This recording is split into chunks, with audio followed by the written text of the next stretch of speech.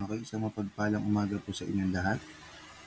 This is a recorded video lecture at ang topic po na i-discuss ko ay Asianapol.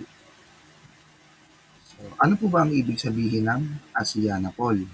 So, ang Asianapol po is the Association of Southeast Asian Nation Police or National Police.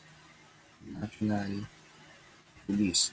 So ito po ay isang samahan or organisasyon ng mga chief of the national police ng mga bansang kabilang sa Southeast Asian nation.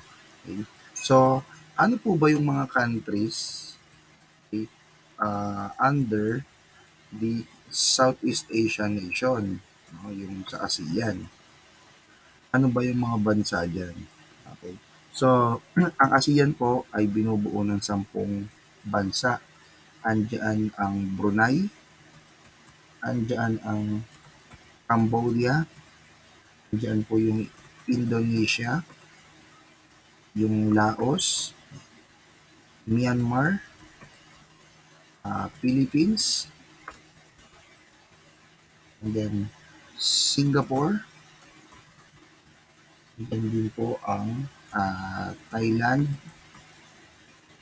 andiyan ang Vietnam, okay, and andiyan ang Malaysia. Okay? So, ito po yung 10 mga bansa na bumubuo sa Southeast Asian nation. Okay? Yan. At itong Asianapol class, yan.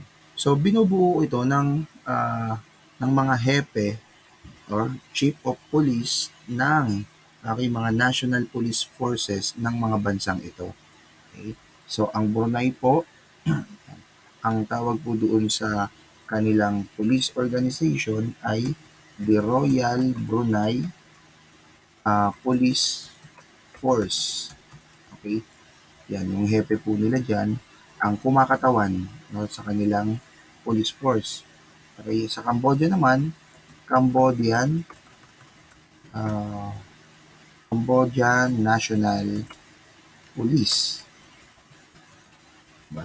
Sa Indonesia po, ang tawag po sa police organization nila ay Indonesian National Police.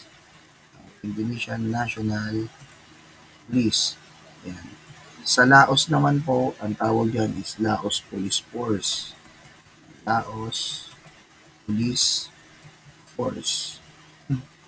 And then, sa Myanmar naman, ang tawag sa kanilang police force ay Myanmar Police Force.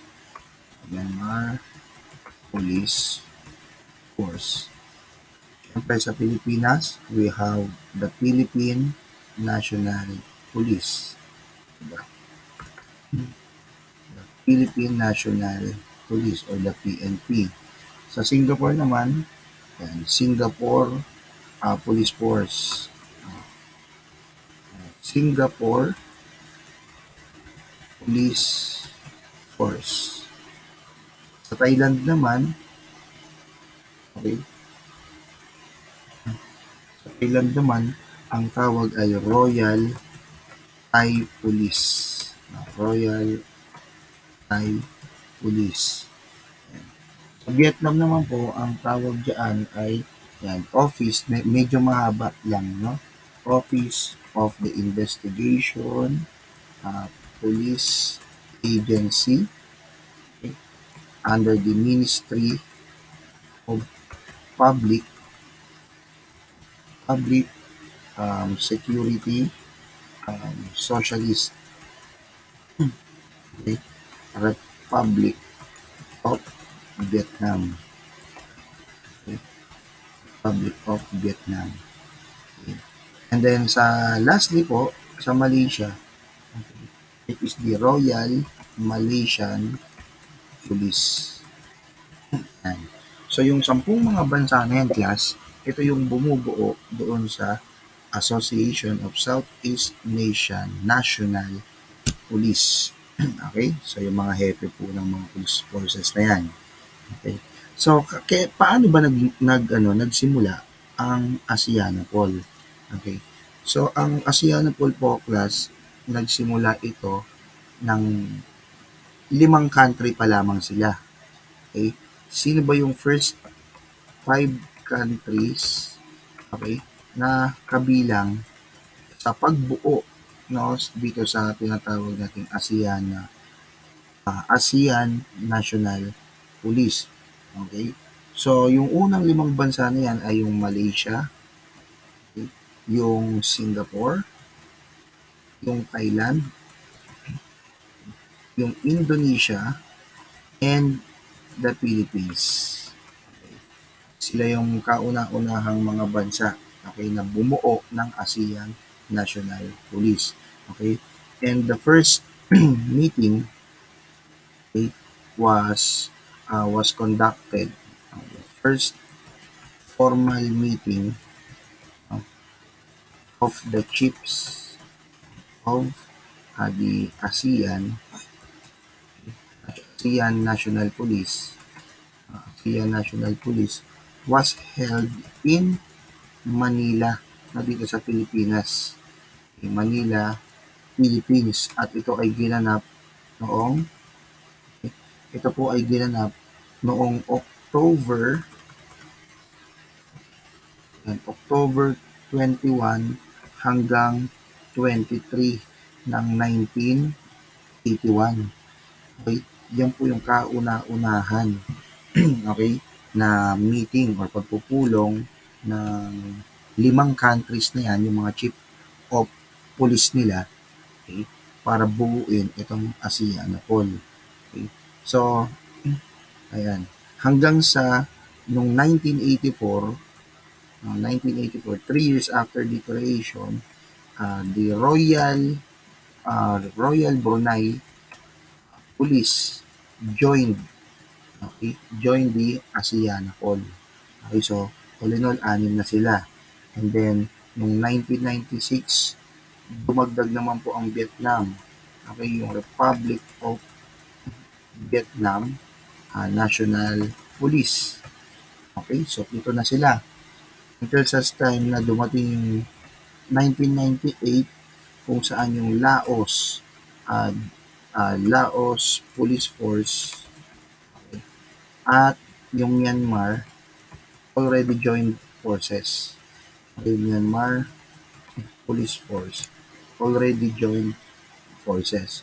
Okay, and the last but not the least na country na nakilahok, okay, dito sa ASEANAPOL ay yung Cambodia. Cambodia National Police. Okay. So all in all, 10 na sila. Yan. So ano ba yung purpose kung bakit nila binuo itong ASEANAPOL? Okay? So, ang main purpose nila is to increase or to strengthen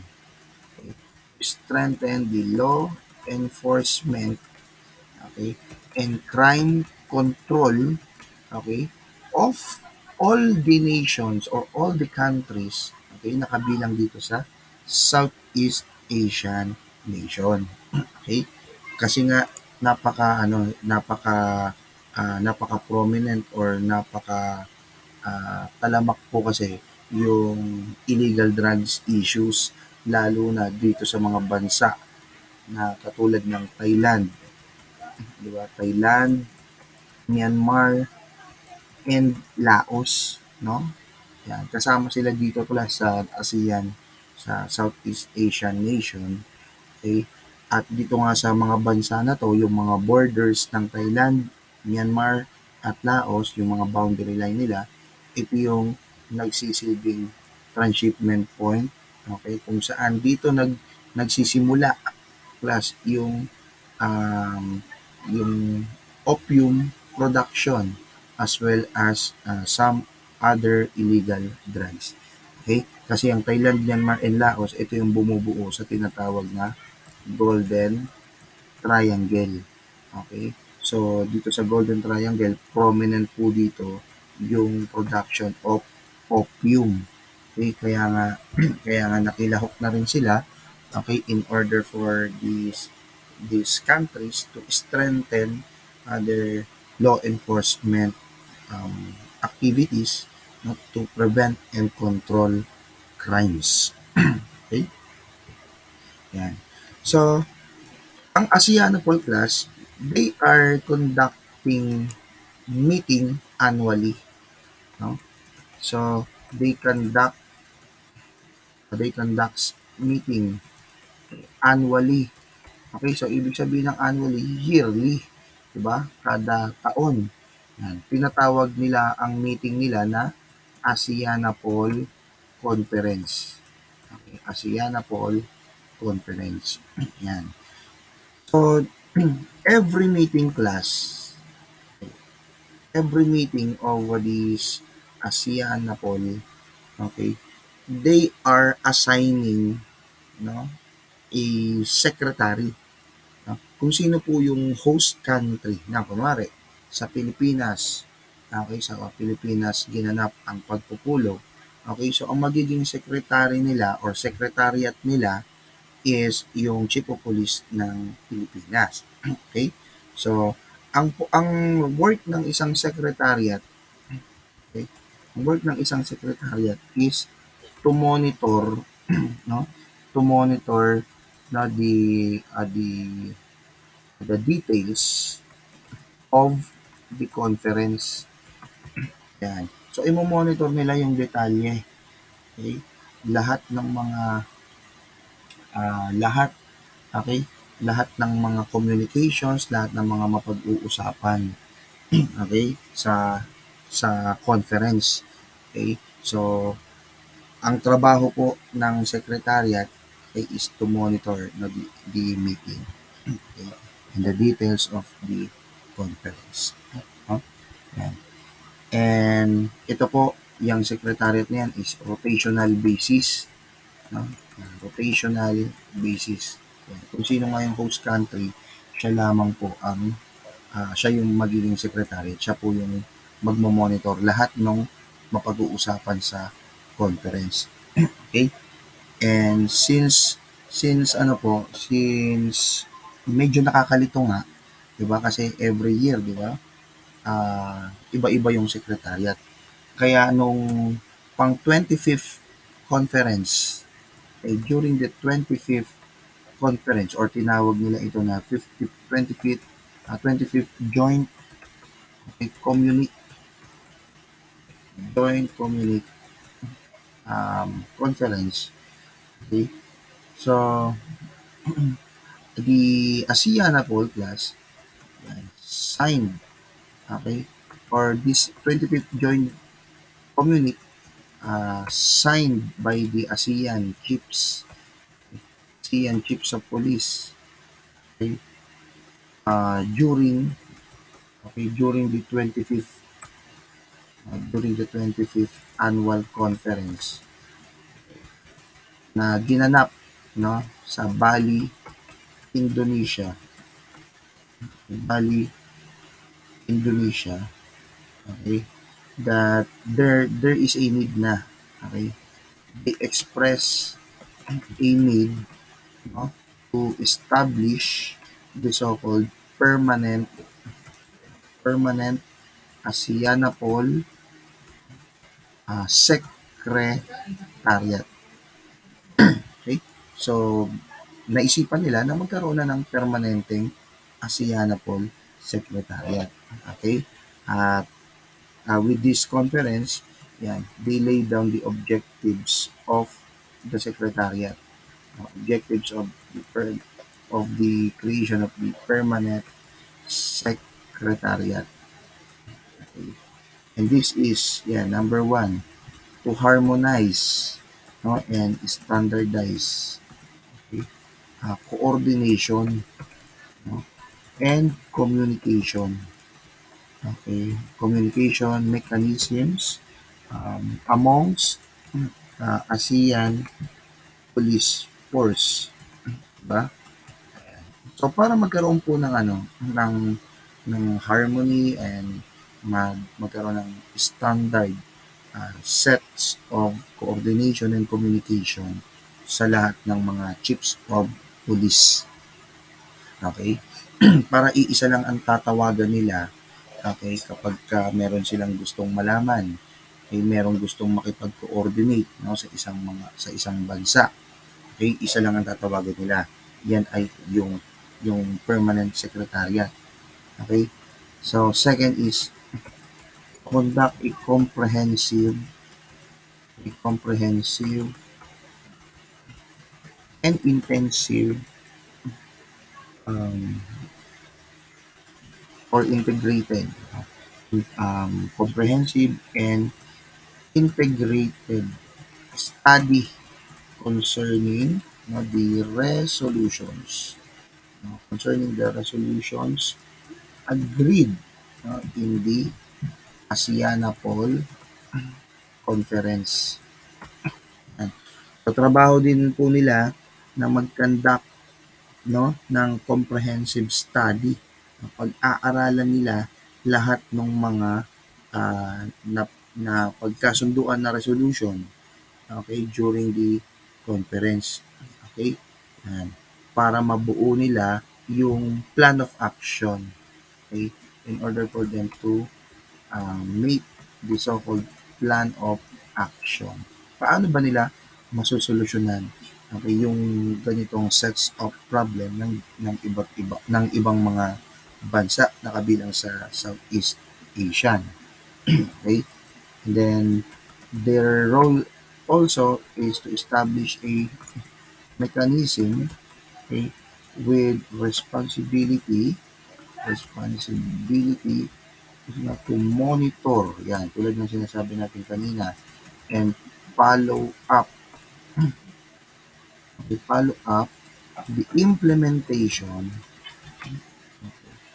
of the resolution.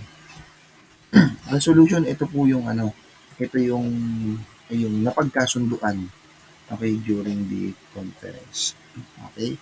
And then lastly, to transform, okay, the resolution, okay, into the ASEANAPOL plan of action, okay, as what stated in the number 1, okay, na role, okay, ng secretariat or permanent secretariat. Okay?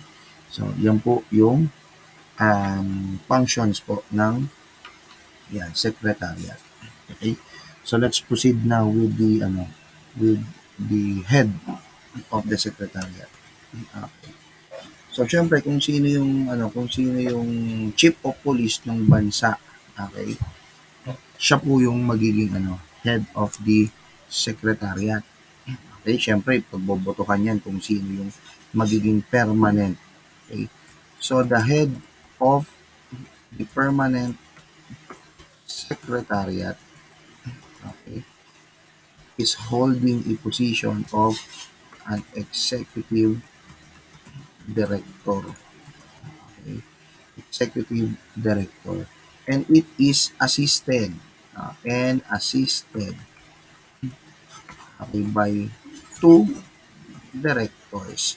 Yan. Di ba parang sa PNP, ang chief or ang pinakamataas, okay, na rango sa PNP, siya yung magiging chief PNP and he is assisted by 2 deputy directors, 1 for operation and 1 for administration. Okay? So dito po sa ASEANAPOL, ganun din po ang setup. Executive director nga lang ang tawag doon sa pinaka chief no ng secretary, permanent secretary. Okay? At yung dalawang directors na yan, one for operations and one for administration. Okay? So, ang executive director, unahin natin. Executive director. Yung kauna-unahan class na naging first, yun nga, kauna-unahan, first, diba? First executive director po. Okay? Yan po si um, yan po si Mod Nadsri bin Zainal Abidin. Okay? Yan po yung kauna-unahan na naging executive director, and if we will be talking of the current executive director, yan po ay si Police Brigadier General um, Zhao Linpin. Zhao Linpin. Okay? So, yan po sa executive secretary. Sa yung two directors niya naman po, director for plans muna tayo. Director for plans kasi ito yung second in command eh. Okay, plans and programs. Okay, dito sa PNP para siyang Directorate for Administration. Okay. So, dito po ang pinaka una, okay, na naging director ay si Lim Kim Tak. Okay, Lim Kim Tak. Okay, and then the current naman po ay si Director Dr. Tuloy. Okay, si Director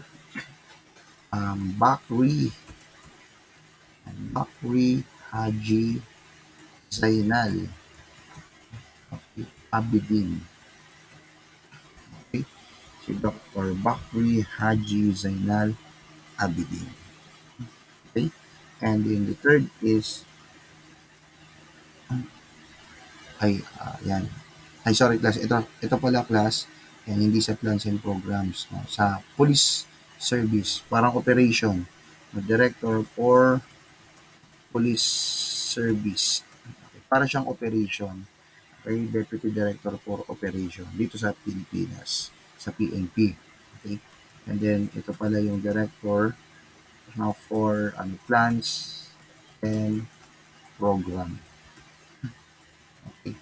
So, doon pa rin yung first, okay, si Superintendent Desi Adriani. And then the current naman po is si Police Senior Lieutenant Colonel Nguyen Hu Ngoc. Okay, yan po sa Vietnam yan. Okay, yan po yung Directorate for Plans and Program. The first and the current member. Okay? Yan. So, yan po yung, yung mga namumuno, okay, diyan sa permanent secretariat. Okay? Yan. So, tenure of service naman po tayo. Tenure. Actually, this is not tenure eh. It must be term of office. Okay. Ang pinagkaiba class ng term at saka tenure. Okay. Term, ito po yung allocated time, okay, where or when a person or where a person, okay, will hold office. Okay, ito yung allocated na time. Kunwari, okay, sa presidente ng Pilipinas, di ba 6 years? Yun ang term of office niya. 6 years ka lang pwedeng umupo, okay, as a president. Pag sinabi naman natin na tenure, ito na po yung yung time served, okay, while holding, okay, the position. Okay? So tenure naman po, ito na yung yung haba ng panahon, okay, na ginugol mo or discharge mo yung function mo, okay, in holding that office or that position. Okay, so for example, si Bongbong Marcos, di ba, nakakailang taon na ba siya? Okay, so pangalawang taon niya na, okay, as president na umuupo. Okay, so ang tenure of service niya is 2 years. Di ba? 2 years. Yun pa lang yung napagsisilbihan niya, di ba? Yun pa lang yung, yung oras or yung panahon, okay, na nag-serve siya. Okay, so, yan yung difference between the two. Okay? So, ang term of office ng permanent secretariat, okay, unahin muna natin sa executive director. So, ang executive director ay 2 years. Okay? Yung kanyang directors, okay, is 2 to 3 years. Depende sa mapagkakasunduan nila. Okay? And then, a permanent secretariat is fully operational, okay, on January, January 1, 2010. Okay? Diyan po naging permanent. Okay? Yung pag-upo mismo ng permanent secretariat. Okay? So next, okay, let's proceed with the class, yung logo ng logo of the Asianapol. So yung logo na yan, parang Interpol, may iba't ibang meaning yan. Okay? So number 1 is yung shield. Okay? Yung shield po class, it indicates or it symbolizes community protection. Okay? So kaya nga binuo yung Southeast Asian Nation National Police, okay, is para maprotektahan ang komunidad. Okay? Kasi the objective is to strengthen the law enforcement as well as crime prevention and control. Okay? Yung flags naman po na makikita natin dyan, it symbolizes the 10-member country. Okay, 10-member countries. Yung yellow naman na nakikita natin doon sa logo, okay, it symbolizes color of honesty. No? So yung nakapalupot naman na parang spray of rice and cotton, okay, ito naman po ay sumisimbolo sa prosperity. Okay? And then yung 10 steps ladder, okay, yung sa pinakababa,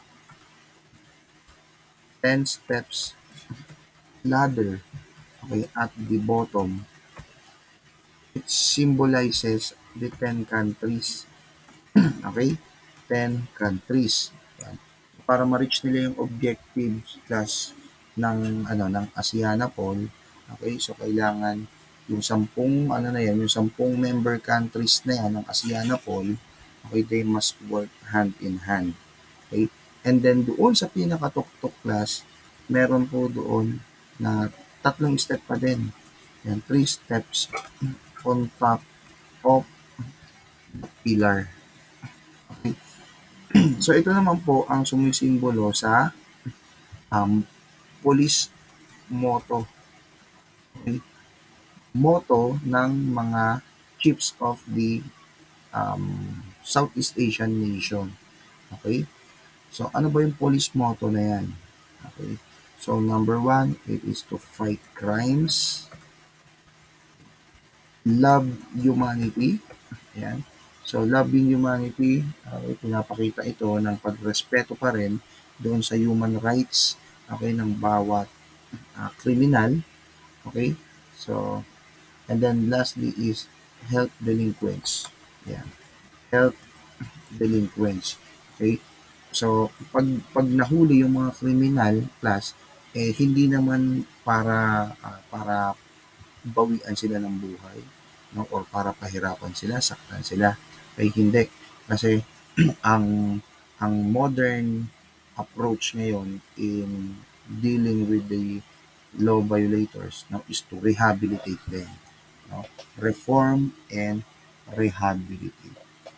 Okay? Okay. So yan naman po class. Take note and this will be included in your final examination. Okay? Yan, maraming salamat.